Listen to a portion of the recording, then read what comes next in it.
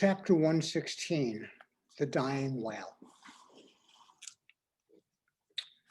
Not seldom in this life, when on the right side fortune's favorites sail close by us, we, though all a droop before, catch somewhat of the rushing breeze and joyfully feel our bagging sails fill out.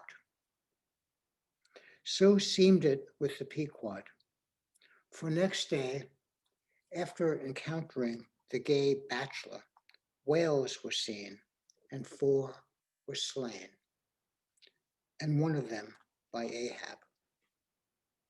It was far down the afternoon, and when all the spearings of the crimson fight were done, and floating in the lovely sunset sea and sky, sun and whale both stilly died together.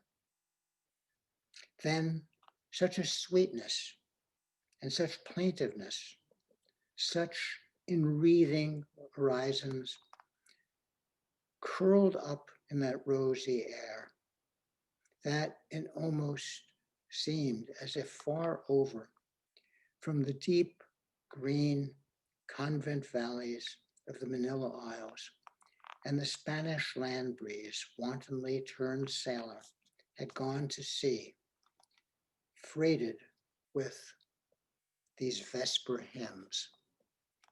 Soothed again, but only soothed to a deeper gloom. Ahab, who had sterned off from the whale, sat intensely watching his final wanings from the now tranquil boat. And for that strange spectacle, observable in all sperm whales dying, the turning sunwards of the head, and so expiring, that strange spectacle, beheld of such a placid evening, somehow to Ahab conveyed a wondrousness unknown before him.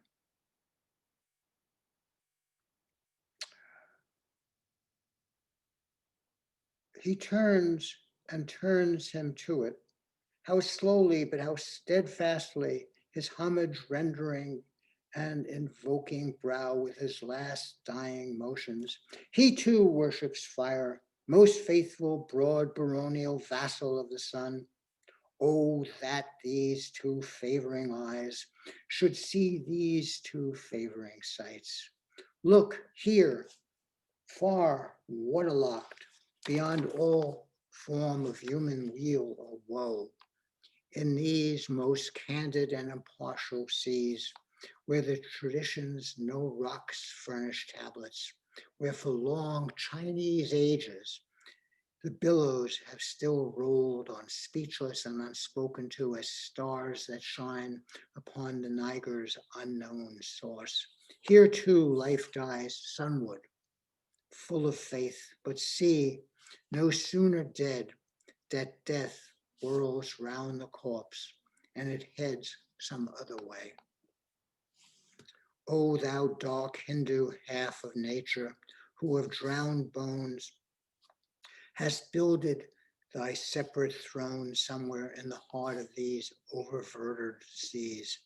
Thou art an infidel, thou queen, and who truly speakest to me in the wide slaughtering typhoon and the hushed burial of its after calm.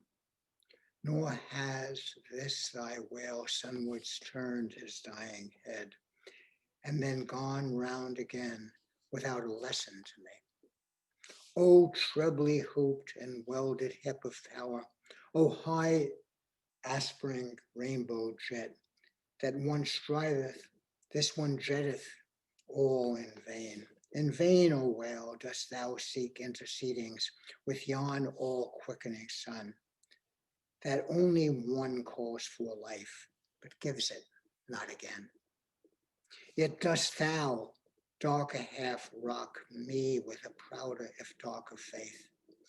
All thy unnameable interminglings float beneath me here. I am buoyed by breaths of once living things, exhaled as air, but now water.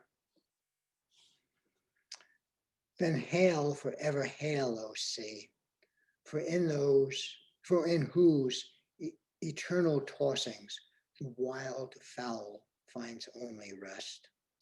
Born on earth, yet suckled by the sea, through hill and valley mothered me.